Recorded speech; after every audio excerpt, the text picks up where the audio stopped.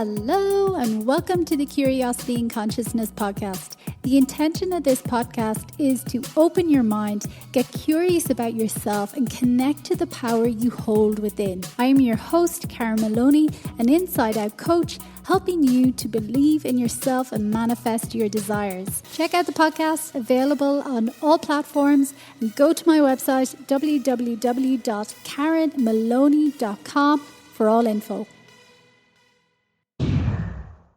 Hello everybody. Welcome. It's me, Karen Maloney, and thanks for joining for another episode. I hope you had a lovely Easter over the last weekend and managed to get some downtime and have some fun. This week's conversation I totally and utterly enjoyed, and after connecting with Antoinette, I remember for ages I had a big smile on my face and was just so grateful to have had the conversation. So joining me today I have Antoinette Curran, and as a child Antoinette was always fascinated with biology and how organisms worked. She dreamt of becoming a vet, however she ended up pursuing a career with infinitely more complex mammals instead, human beings.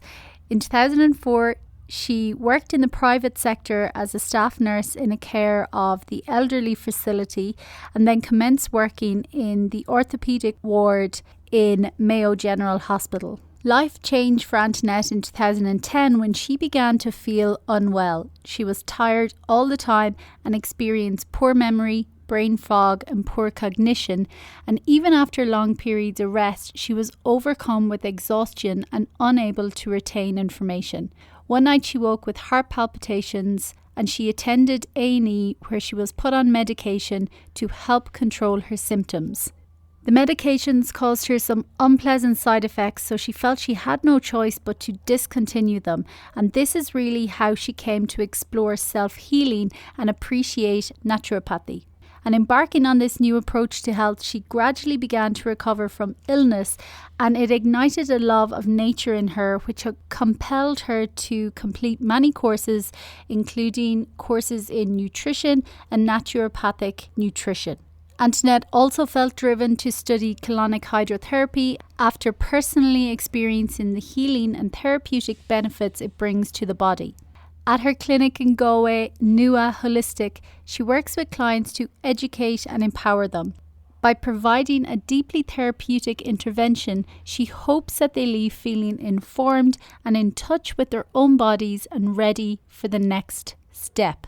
And again, just such an insightful and empowering conversation with Antoinette, who shared so much of her background, her own health challenges, how she was really medically indoctrinated into the system as well, but how she was left with no other choice really but to think outside the box and to explore other options in order to help herself to heal. And that's what led her on her path. That's why she is doing what she's doing now. So this conversation really centers around colon hydrotherapy, but also around detoxification, the bigger picture and expanding our mind and looking beyond just physical symptoms. She shares about prevention being better than cure and how there actually is so much we can do for ourselves, even though the world that we live in is more toxic in many ways than ever before. We also have so much more information available to us at the same time. So yeah, really there is just so much to be taken from this conversation. So I hope you enjoy it, and you can find out more on Antoinette or visit her clinic in Galway, and her website is Nua Holistic. That's NUA holistic.com. But as always, I will have links from the show notes on my website, karenmaloney.com, and click the podcast section. And just before we go into the episode, just to say, for anyone who may be looking to do some in-person work with me, whether coaching, silent counselling, Reiki, I will be back home in Ireland for May and June in County Mayo. So feel free to reach out, send me an email, support@karenmaloney.com, and we can chat. And also just a final mention, The sound quality of this episode is not the best. We had to revert to a different way of recording, so just to mention that as well. It's not the norm, but it's still an incredible conversation. Enjoy. Hello, everybody. Welcome as always, and thanks for joining me again for another episode. I have another fellow Irish joining me today. So first of all, Antoinette Curran, you're very welcome and thanks for joining today. Oh, hi, Karen. It's an absolute pleasure and an honor. Thank you so much for the invite. Yeah, really looking forward to exploring more about your work. And as I was telling you, for some reason, I really wanted to talk about colonic or colon hydrotherapy. And when I was Googling, I came across your website and I just love your work and your own background as well.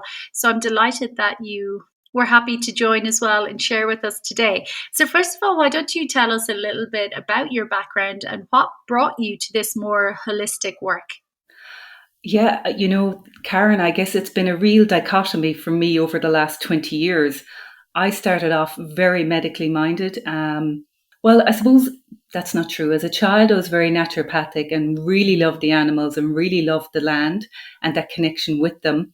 And then was hoping to pursue veterinary, but really that didn't pan out. So I did fall into nursing, I would often say. I started off as a carer in the hospital and just through natural evolution went for the interview to become a nurse, and it just happened.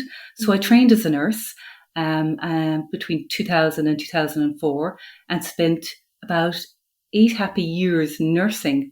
Happy in one way, in that there was a lot of job satisfaction. I worked in an orthopedic ward in Castlebar in County Mayo, and it was really satisfying to the fixer in me because a lot of our patients came in broke and they went home fixed. Little old ladies with fractured hips and fractured wrists, and it was like, it's a seasonal kind of a business, orthopedics. So springtime, we'd see the men out and they would be, cleaning the gutters, or they'd be trimming the hedges, or you'd have the lawnmower accidents. There'd be road traffic accidents all year round, of course. And in wintertime, we'd see the little old ladies and our gentlemen falling and slipping, slips, trips, falls, etc., etc. A lot of the more respiratory tract infection causing confusion, leading to falls. So I really did enjoy that aspect of nursing. Helping people was a beautiful gift to experience. Mm-hmm. I suppose as my career went on, I often paused to question a lot of the surgeries, the interventions, and repeated surgery for elderly people is very, very, very challenging on their system, because the general anaesthetic really depresses their lungs. So their ability to recover afterwards is very challenging. A lot of antibiotic and, of course, painkillers that are highly addictive, your Oxycontins and Oxynorms. And no sign of anything more natural in terms of a probiotic would be the most foreign thing to see in the ward. Mm-hmm. So while there was some beautiful care given, there also is some big lapses in terms of what the medical model is doing. But I was, quite entrenched in it in many ways, and, didn't have exposure to the other side until my own health challenges brought me that way.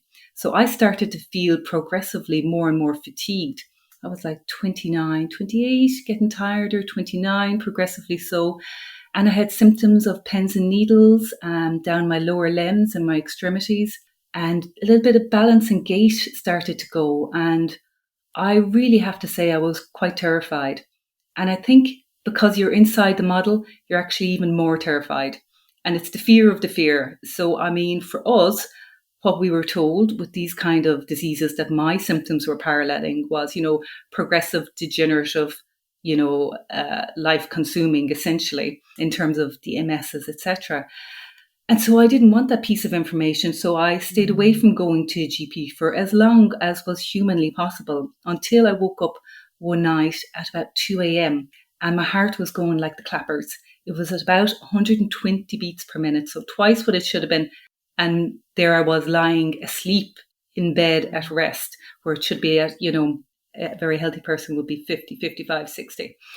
And, I lay there for about 2 hours. I was so stubborn and I was such a camel with my head in the sand. I was like, dear God, I'll do anything but go into A&E. Oh my God, I don't want to go into A&E.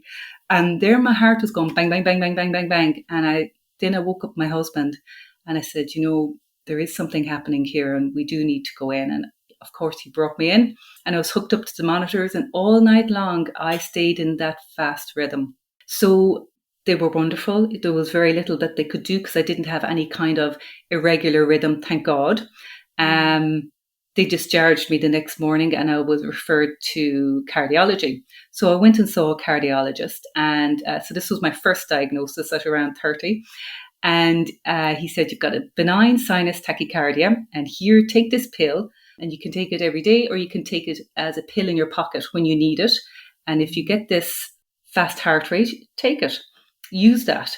And so that's what I did. But I found the side effects were that I was quite fatigued and a little bit nauseous with it. It just really didn't sit well with me and my body because there was more going on. I mean, it was now the tip of the iceberg. Things were really starting to shift and open in my body. I mean, I just couldn't suppress it anymore, to be very honest.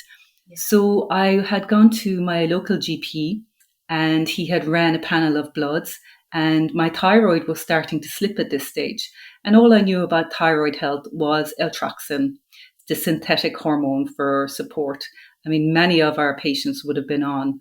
When I reflect on the little medicine bottles and medicine tubes of pills that we used to give to the little old ladies every day, I don't know how they took it, because I found the medication so difficult to tolerate in my body. I don't know how these elderly folk do it, this polypharmacy with so many medications.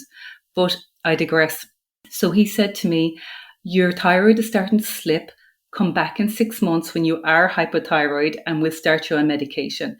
And I was sitting across the desk looking at him in some kind of disbelief, feeling like, I don't really know if I'm going to be here in 6 months, because I was feeling atrocious, very deeply fatigued, and just so generally unwell. And I would say there was a lot of low mood and depression with it. But because I was literally firefighting to get my physical health back on track, I couldn't even look at that side of it. Mm-hmm. So away I went. And I suppose a minor or major miracle happened and I became pregnant. And this little baby was just a phenomenon, I was doing my best there to stay going to work, and she was having none of it because I wasn't able for the additional stress that being pregnant brings. It's growing another life is no small job. And yes, if you're in peak health, you can manage working very well, but I was nowhere near peak health. I was just about keeping going. So I asked my GP to refer me to an endocrinologist who was phenomenal, and said, I should have seen you before now. You have been slipping into this for quite some time.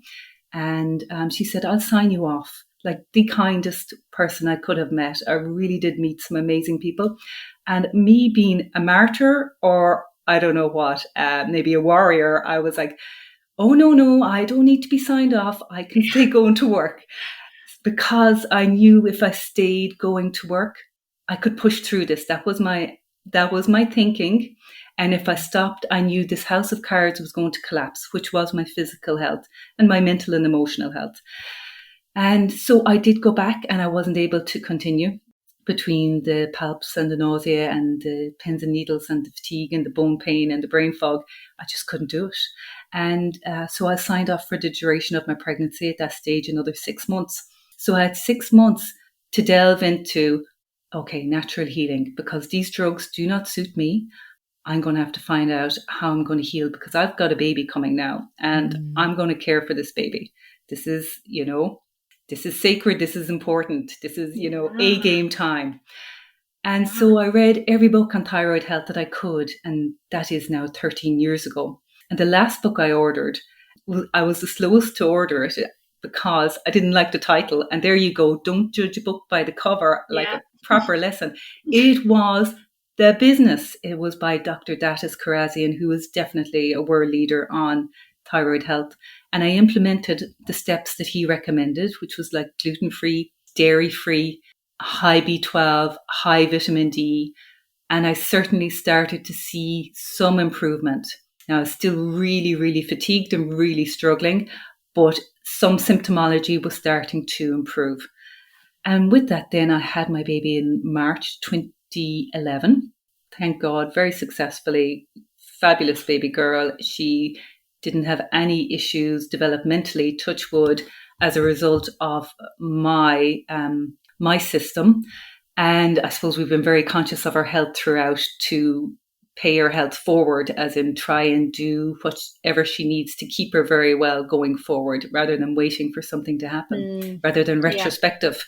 So important. So important. No, yeah. I think that's so important. Just, I mean, everything you share there is so fascinating, and thank you so much for sharing and just putting that into context. And it's funny when you even mention about that book.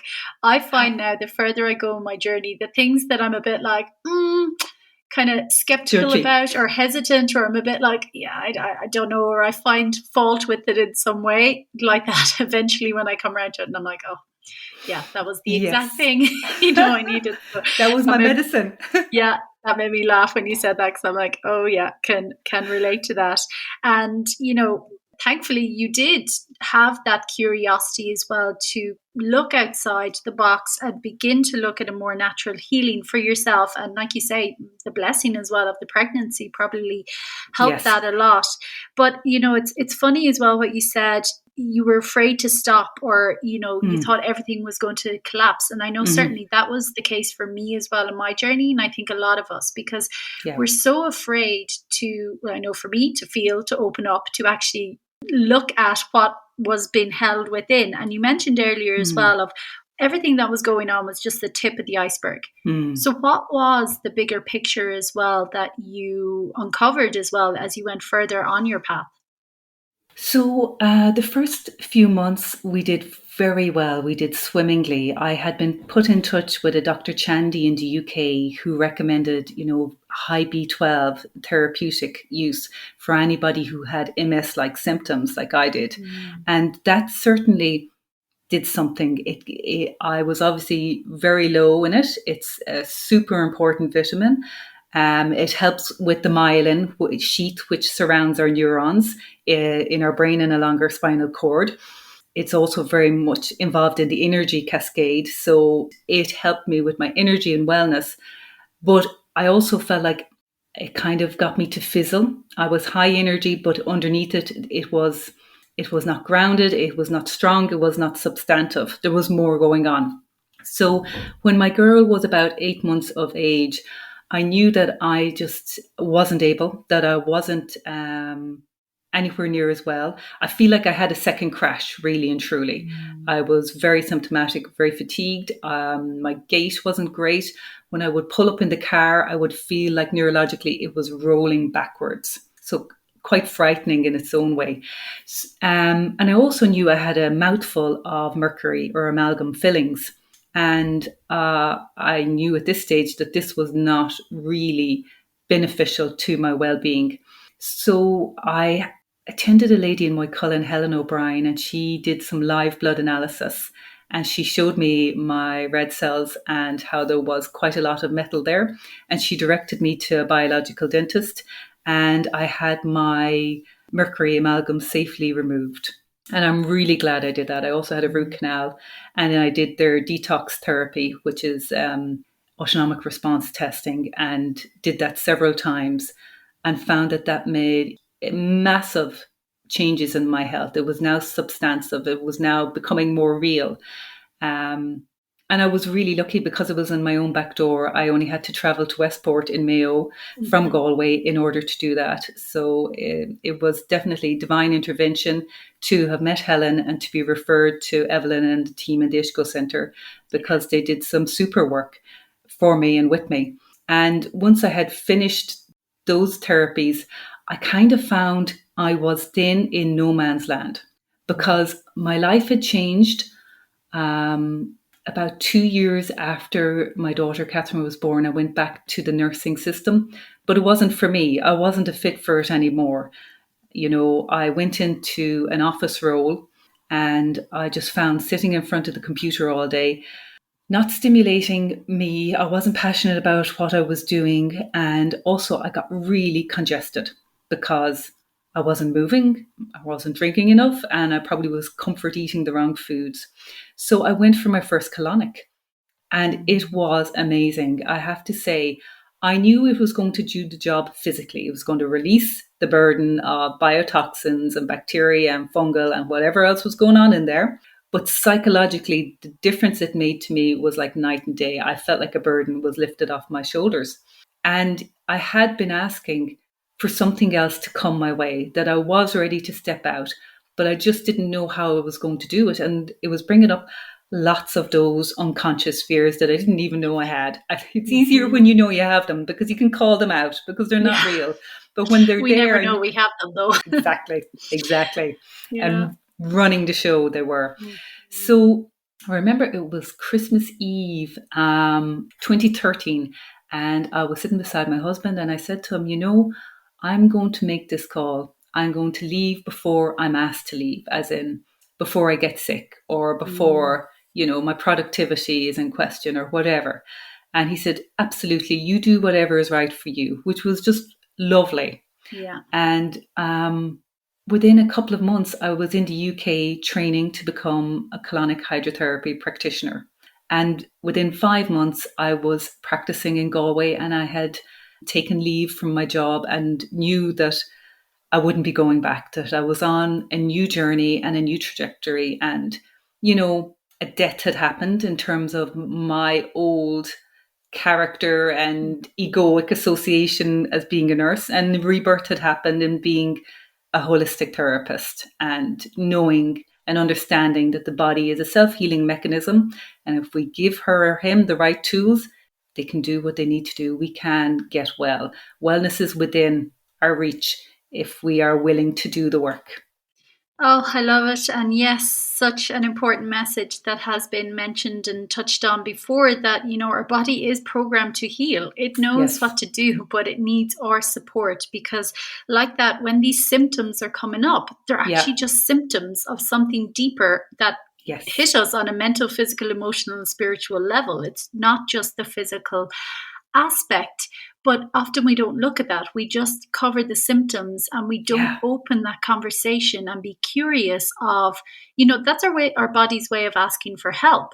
It talks to us through symptoms, but it takes us as well, like that, often to, just like you did, think outside the box. We may go the conventional route, but then if it's not supporting us or making us feel worse in any way, it's having that courage as well to explore other avenues, no matter what anyone else may think or say or whatever. So I love that. And a total death and rebirth, that's the best thing any of us can do for ourselves, letting go of the old and welcoming in the new and allowing ourselves to evolve and expand, because we are being guided as well. Like you even asked, kind of, I'm ready for something new, show me the way. Even to have that willingness is epic, because we will be shown. We will be shown. And like that, you were guided to colon hydrotherapy. So I know you touched on some of biotoxins, bacteria, but really just to delve a little bit deeper on some of the benefits of it for people.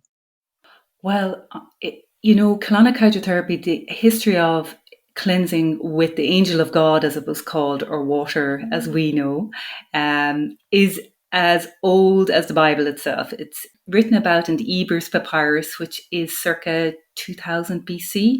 And they spoke about going down to the river and you used reed or bamboo and you cleansed with the angel of God. Because back in the day, they did not have the availability that we have of, medication, herbs, nutraceuticals, diet, sanitation and running water wasn't even available. But somehow these people managed to not only survive, but thrive. And I think they had it right. We are so obsessed with the outside, how the outside looks, how we present our outside, the right clothes, the right makeup, the mask. But really, what is going on inside? It's inside first. And if we clear the gunk that's there, a lot of amazing things can happen. Number one, our relationship with ourselves, how we feel in our own bodies, the oxygen, the nutrients that can be absorbed, the circulation, the lymphatics. It is a gift to ourselves to allow ourselves to have a colonic. And there's a leap of faith in many ways to attend a practitioner for a colonic because it is intimate. You have to, number one, assess that they're the right person for you. And number two, trust yourself enough to hop up on that couch and allow yourself to release. And it's I would say for the most part, Karen, people imagine that it's going to be worse than it actually is. Like it is everything. like everything. Hallelujah. It's such a release. You feel so well after it. A lot of my clients would come in with, IBS, cramping, bloating, diverticulitis, constipation. They've been for colonoscopies, they've been to gastroenterologists, and, they would often give me the feedback that coming here to see me has been more beneficial than a lot of the other interventions, which is lovely to hear. We all want and thrive on that positive feedback. Then there would also be the sicker cohort of patients that would have Parkinson's and the MS or neoplasms or growth elsewhere in the body, not in the colon. It wouldn't be suitable if there is a growth in the colon. And detoxification is essential. And I know very often it's posited that we detoxify naturally, that we don't need to do anything additionally. Well, I'm sorry, that's not the fact today. As we live in 2022, with the amount of insecticides and pesticides and hormones and antibiotics, and who knows what is in our environment, so without, so within. So what is in there, in the animals and in the soil, in the fruit and in the vegetables, is within us. And some bodies are better at detoxifying than others. And that can come down to both our microorganisms and our genetics. So some people are better detoxifiers. So the bioburden of toxicity doesn't exert such a harmful effect. And some bodies are more sluggish and do better with a higher level of assistance. One way or another, we pay. I would say in terms of if we eat cheap food, we pay because we pay with ill health and we end up at a doctor's office. Whereas if we, like with my daughter, if we pay it forward and we do the work in advance, we are future-proofing ourselves and our children and our world by doing the right things. So, I mean, I am very passionate about this. And I do believe that we are today in a place where detoxification is not really that optional, but it doesn't necessarily mean that you have to have a colonic. That's not for everyone. You'll know if a colonic is for you because you'll feel the call. It's a call, and you'll answer it or you won't, or you'll delay it or you won't. But walking in water, swimming in, pure water and hopefully not chlorinated water, time in nature, spent in the woods, a breath practice, drinking clean water, taking out your fluoride and chlorine, eating organic food as much as you can. All of these things support this body to be well. The people that we surround ourselves, like our mental diet is as important as our physical diet. So, it's what we are eating versus what's eating us also.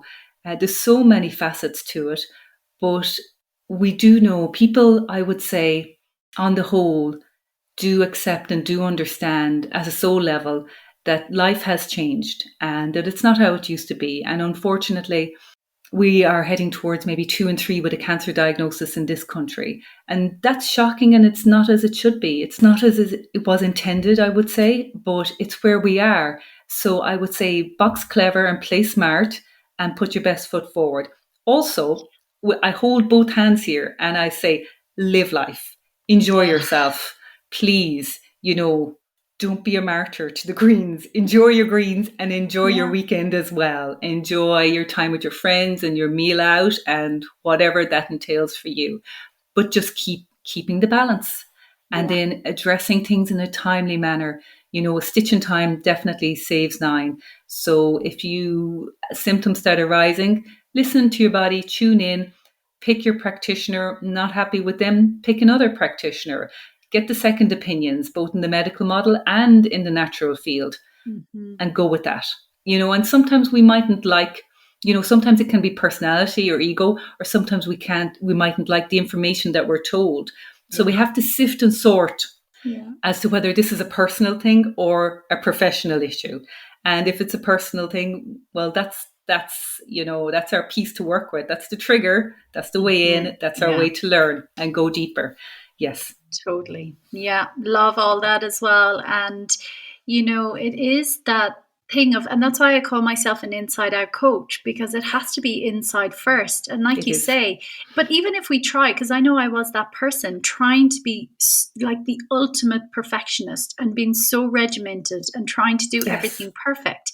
But like, I think it's Miriam Cairns-Hussey who says, you can still drink all the green juice in the world, but if your mental internal state and what you're saying to yourself and how you're feeling is in the trash, it doesn't support. Yes, they'll support, but again, it's like you're talking about as well, it's the whole holistic support. It's having that higher consciousness that, actually everything I am doing does and will have an impact.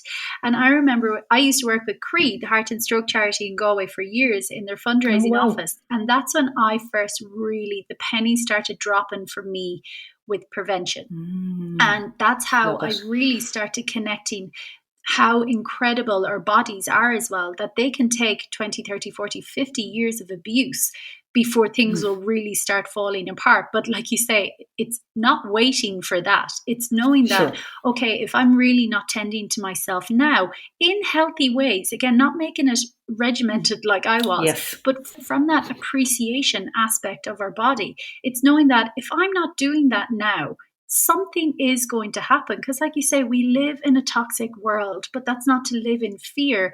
It's to be conscious, be aware, and see what are the things that I can do that make me feel good. Looking after my mental diet. What are the conversations I'm having? What am I consuming, even mentally, physically, emotionally, not just food. So it's the whole bigger picture. And then the detoxing, and our triggers are great information for us as well. I'm always saying to clients, I'm like, just begin to look at everything as information. If we have that curious mindset of information, what might this be trying to tell me? What might this be trying to show me or reflect to me? Again, we can glean so much because we are the only best authority over ourselves. But again, we're not taught this information and that. So, and it's that thing of an ounce of prevention is worth a pound of cure. But I get it, because when I worked with CRE, it was really hard because they had really moved into prevention, because now all the interventional care was there. So if someone had a heart issue, the hospitals were equipped. But now it was like, it's like 98% scientific that you can reduce the number of cases by doing the simple steps. But it's because people in the moment, they're like, but I feel grand, even though I'm not exercising, whatever. But that's not the point. It's the point to, again, that appreciate and know that your body needs to be worked and supported in order to keep supporting you. So, I get it. It doesn't seem sexy because we all think, but I'm fine. Like, I feel fine. It doesn't matter if I'm overweight. I feel fine. That's right. So, that bigger perspective. But as well, just again, coming back to the colonics, because again, I had one recently again, and I hadn't had one in a couple of years. Super. And, as I was having it, that's why I was like, I need to have a conversation on this. It's like epic.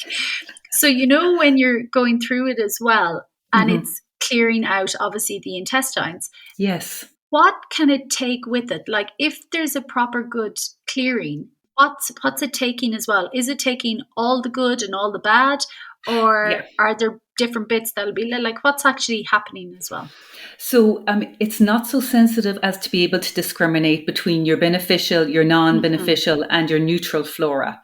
It's very rhythmical. You are filling and releasing with your warm filtered water. But really and truly, there's no need for that to be a reason not to have one, because those flora are going to repopulate as you feed them. So the minute you go and you have your soup and you have your whole grain, you have your legumes, you're going to be feeding the beneficial flora, and they are going to repopulate. And certainly a probiotic wouldn't go astray, especially after a series of colonics. So there's no getting away from the bacteria. We are living with them. They outnumber us. They used to say 10 to 1, but actually it's closer now to 1.3 to 1. So there is still more bacteria and fungi and eukaryotes and prokaryotes than there is human cells. So when we think about that and we begin to realize that, actually we should be harnessing the best possible relationship with our bugs. In terms of our gut, what is happening, the gut-brain axis is so important. If we've time, we'll touch on that, Karen. Mm-hmm. But what is disrupting so much of it is oral contraceptives that the girls are starting at the age of 14, 15, 16 because their periods are painful or they're bleeding a lot. You know, regulating them at that age is like it's like a antibiotic in their gut the whole time. So it disrupts their gut flora. On the other end of the spectrum, the ladies using the HRT or the Mirena coil, the antidepressants. Obviously, we all know the antibiotics are going to wipe out our beneficial bacteria. The food that we consume, if the animals are confined, their microbiome is not going to be the healthiest. So that meat is not going to be the healthiest, or the fish, if it's farmed fish as well, is not going to be the best. And obviously, we would say to people, don't go near battery-fed chicken. It really isn't worth it. It's so inhumane, firstly. But what you're eating is so pro-inflammatory, and also it's so dysregulatory to our hormones, especially as females. We have enough going on with our hormones. You really don't want to be adding, fuel to the flame with that. So you're correct, Karen. The colonic cannot discriminate between taking positive bacteria versus unhealthy bacteria, but you just repopulate with a probiotic. And also, I would say to people very clearly, if there's a backlog of matter, which very likely there is, that is going to breed populations of unbeneficial bacteria. It's not going to be good bugs that are in there. So by clearing it, it's almost like tilling the soil or plowing the soil. You're giving your body an opportunity to reseed with healthy populations. Win-win, for sure. And what can be really good as well is for people who are having like hormonal issues, doing the liver support via coffee enema can be fantastic for helping as an adjunct to that detoxification process. So bringing in as much as we can during one session to really benefit the person we're working with. And I imagine it's very individual as well. Obviously, as a lot of these holistic approaches are, it's not a one size fits all.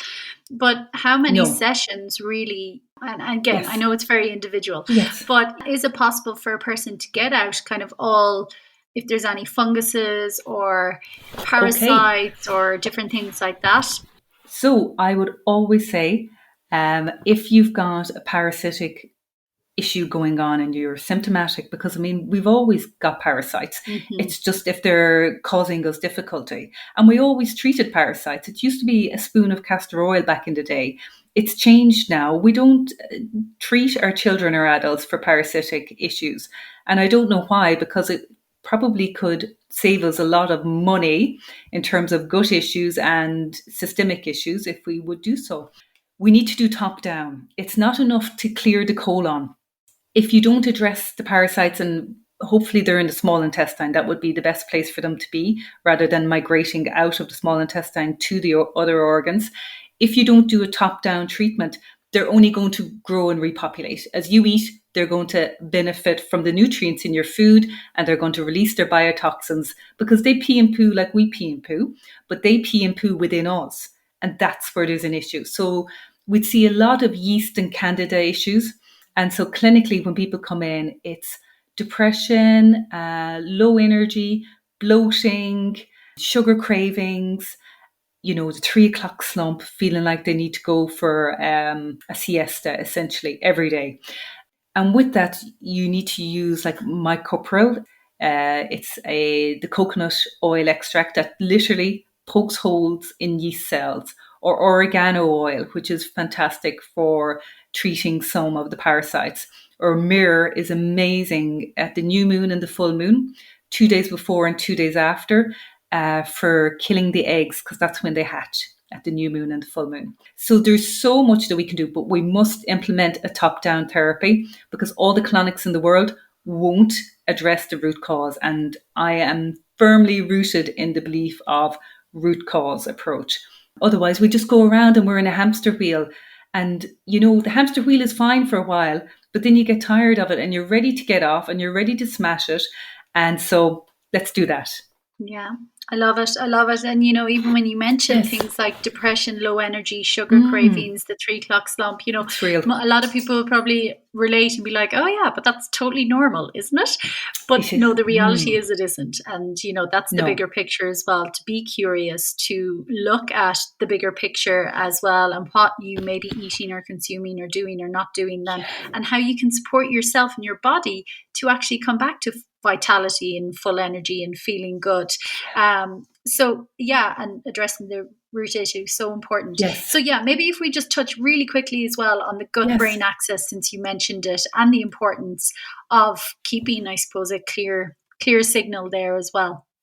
Certainly. I mean, part of it is the vagus nerve and the dysregulation of the vagus nerve, that little nerve that exits via the brain stem at the cerebellum. And a lot of us, our vagus nerves have been disrupted, and it can be due to unbeneficial bacteria. It can also be due to stress and trauma. So there's lots you can do. Yawning and deep throat gargling actually helps to activate your vagus nerve. Laughter also helps, and orgasm also helps to reactivate your vagus nerve. In terms of a lot of like neuropsychiatric disorders, it can really be related to gut bacteria. So people think that when their mood is depressed, that it's in their brain. Really and truly, it may be stemming from their gut. And I know I've experienced this myself, because with a mouthful of mercury, every time I ate and chewed or drank something hot, warm, that released mercury vapor, which completely annihilates your neurons, but it also is swallowed and goes into your gut and affects your gut bacteria. So, yes, there's a lot in it, isn't there? And again, and this is the truth of it. We are complex beings, and we are, that's why there is no one size fits all. And that's why for me, absolutely conventional medicine is amazing. And for me, it's more an interventional, but it doesn't allow that tailored approach. And that's, not blaming the doctors or anything. That's just the way the system is built. So that's why it's just so important, like, to be curious, to look at the bigger picture. Look outside the box, be curious about all these connections and these different systems we have in our body, but also, get support. You don't have to do it alone. And obviously, if someone is suffering in that, how do you help people as well to feel more empowered and not kind of go down a fear rabbit hole of, oh my God, what have I been doing, and being hard on ourselves, because that doesn't support either. Definitely not. I mean, if somebody has, and I alluded to this earlier, if somebody is brave enough to step into my therapy room, into Colonic Hydrotherapy therapy room, I really acknowledge that step. I suppose after being here for 8 years and dealing with thousands of clients, you develop a tool belt and you become very intuitive, and also your growth as a therapist is mirrored with their growth, as in it is such an honor to sit with people as they are meeting themselves in life. And hopefully I'm in a position to offer them some tools in my tool belt that can help them. So, I mean, I would point people to there's so much different work we could do. I believe we are truly blessed to be here now in 2022. When I reflect back to 2010, when I really was meeting myself and really challenged, there was some resources, but there was nowhere near the level of resources we have now. So we have YouTube, we have podcasts, we have the most amazing learned speakers that we can listen to if we allow ourselves, if we give ourselves the space and time. Our inner dialogue is really important. I would ask some of my clients who are open to it to get themselves a journal and get themselves a biro and start journaling how they're feeling. When that feeling comes up, to sit down and write it out. I think the insight that provides, Karen, is worth its weight in gold. And so one of my ladies came in very recently and she said, I've been doing the journaling. And she said, I've just realized how angry I am at work. and I've decided I'm going to take myself out of that situation. I don't need to be in it. And it was transformative to see her from one week to the next. The power is in our hands. It's just one conscious step away, but it is always within us. And I feel like with patients that come in and are talking about having no choice, I would really reframe the question to them in terms of, well, whose body is this? And whose autonomy is it to have this body? And whose sovereignty is it? And very gently, because you don't need to poke the bear, if they're quite, as I was, entrenched in the medical model, but you can ask little gems and you can probe with gentle questions and with others. So you attenuate to the soul that's with you. And you just do your best as a therapist, and you are learning every day, and you're so grateful to be here and staying open, like checking in with ourselves. For me, I put my hand on my heart to keep myself connected to my heart space, because the head can, run away with the show. But it's all about the heart, because that is our connection, soul to soul. Oh, yeah, so true. I love it. I love it. And, it's a testament as well to you, because I think the best practitioners, therapists in their field are the ones who have done the work themselves first and foremost, discovered all these other gifts that then it's like, oh, and now I want to share to support another, as opposed to, maybe just deciding, oh, this would be a really good career. Each to their own. Everyone brings their gifts in different ways. But I love those practitioners as well who've kind of gone through it, and they do this for a reason. Like you've shared your own background, like I do with my own work as well, and many, many, many, many, many others. I think that's the path that brought them to their work in a lot of way, by facing their own shadows or fears, or being curious about, what might be going on. And just, it's reminding people as well, like you said as well, just holding space for them, being able to sit with them and reconnect with themselves. Because again, we are the only authority over our bodies, but we haven't been taught to trust our inner knowing and our intuition. And that's part of the relationship as well. I think that you're certainly cultivating in your work, and many others as well. So powerful. Thank you so much, Antoinette, for sharing today. Such an incredible conversation. And please share as well. Well, if there's anything you're feeling left to share, or any message, please feel free to do so. And please also share where people can find you and your clinic. Oh, beautiful. Thank you so much, Karen. It has been such a privilege, and it has been so lovely to talk with a heart-centered practitioner as yourself. So I am based in Galway in Ireland, and you can find me at www.newholistic.com. And certainly for anybody who's overseas or international, we can, as this beautiful pandemic has brought us, we can do our Zooms. We've never been better at our virtuals than we are now. And we're getting better and better, because I see the results are every bit as valid and as valuable working remotely as in person. We can do this one way or another. Epic. Thank you so much. And as always, I will have a link as well from the show notes to your website and that. And again, such a pleasure. I love connecting with you. Thanks for joining and for sharing. And I just wish you continued growings and learnings and evolution on your path as well. Thank you so much, Karen. It's been actually a wish come true, because this is my first time to do a podcast, and it's something I put out there about 6 weeks ago, and your invitation came in the following week after I put that desire out there. So thank you. The power of the mind and manifestation, and our intentions as well. I love it. I love it. And you're natural. You're natural. Thank you so much. Thank you, Karen. Take care.